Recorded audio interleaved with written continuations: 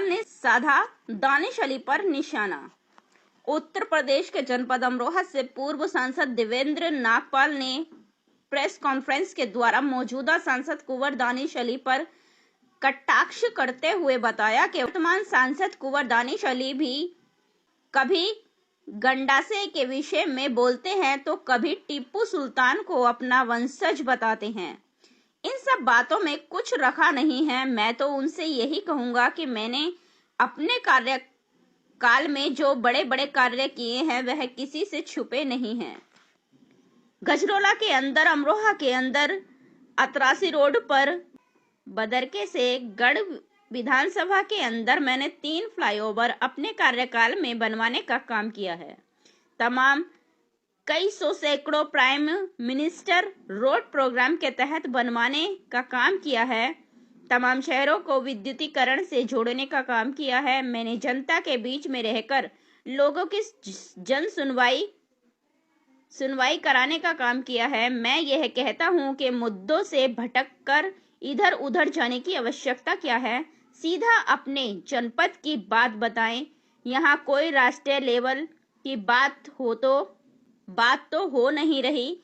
जनपद के लोग जानना चाहते हैं कि सांसद कुंवर दानिश अली का 5 साल का कार्यकाल पूरा होने जा रहा है। उन्होंने जनपद के लिए आखिर क्या कार्य किया है, उन्होंने अमरोहा की जनता को बताए, तब हम उन्हें बताएंगे कि जनपद में कुछ ऐसा काम हुआ है या नहीं। कभी टीपू सुल्तान के बारे में कहते हैं, कभी गोडसे के बारे में कहते हैं। जनता को इसमें कोई इंटरेस्ट नहीं है।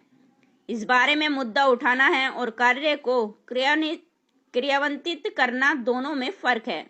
खाली वहां पर एप्लीकेशन लगाकर टाइम ले लेना और बोल देना, अगर उससे लोगों का काम चलता होता तो सारे लोग वही एप्लीकेशन लगाकर सारे लोग वही लोकसभा में बोलते रहेंगे और यहाँ आने की कोई आवश्यकता भी नहीं होगी।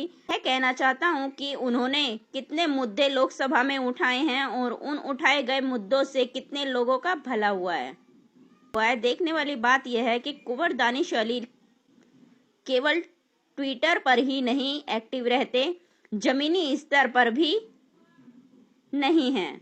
आने वाले चुनाव में जनता बताएगी कि उन्होंने जमीनी स्तर पर आखिर कितना काम किया है। जनता सब समझ चुकी है। आने वाला सन 2024 का चुनाव बताएगा। भारतीय जनता पार्टी की सरकार इस बार पहले से ज्यादा बहुमत से आएगी। इस बार एक पक्षी लहर है और मोदी जी प्रधानमंत्री बनेंगे।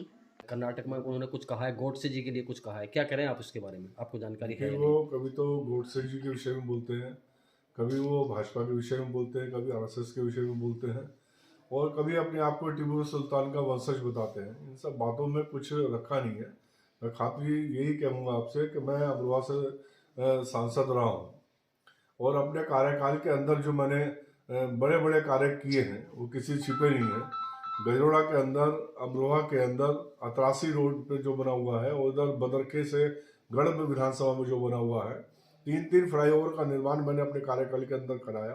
तमाम कई सौ सड़कें प्राइम मिनिस्टर जो रोड वाला प्रोग्राम है उसके तहत बनवाने का काम किया। तमाम शहरों को विद्युतीकरण से जोड़ने का काम किया।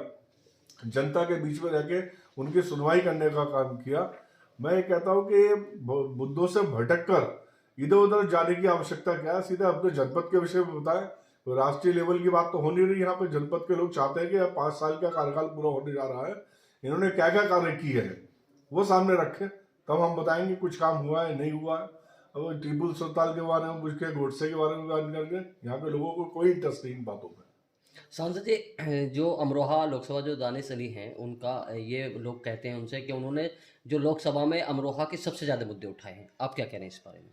देखिए, मुद्दे उठाना और कार्य को क्रियान्वित करना जी, दोनों में फर्क है। खाली वहां पे एक एप्लीकेशन लगा के और टाइम ले लेना और बोल देना वहां पे, उससे अगर सबका काम चलता हो तो सारे लोग वही लोकसभा में बोलते रहेंगे और यहाँ बैठे हुए कुछ आने की आवश्यकता है ही नहीं किसी व्यक्ति को। तो ये तो मैं कह रहा हूँ कि इस टाइप की बातों से भला होने वाला नहीं कि मैंने इतने मुद्दे उठाए हैं। उन मुद्दों का हल कितनों का हुआ देखने की बात यह है। संजय, क्षेत्रीय जनता कहती है कि सिर्फ अमरोहा सांसद जो है इस समय वर्तमान में वो सिर्फ ट्विटर पर एक्टिव रहते हैं। और ट्विटर पे ही रहेंगे और सोशल मीडिया का जमाना है तो सोचते हैं कि शायद इससे ही सारा कवर अप कर लेंगे। वो पॉसिबल नहीं है, जनता सब समझती है और आने वाले टाइम पे चुनाव बताएगा। भारतीय जनता पार्टी की एक पक्षीय लहर है और इस बार 2024 में पुनः भाजपा की सरकार बनेगी, मोदी जी प्रधानमंत्री बनेंगे और बहुमत की सरकार बनेगी, पहले से ज्यादा बहुमत की सरकार बनेगी। यहाँ सबसे पहले मैं भगवान, आज शिवरात्रि है, सभी क्षेत्रवासियों को, देशवासियों को मैं शिवरात्रि की जो है शुभकामना देता हूँ। ईश्वर से कामना करता हूँ, प्रार्थना करता हूँ कि ईश्वर सबको सुखी रखे, दीर्घायु रखे और सबके घर खुशियां आए।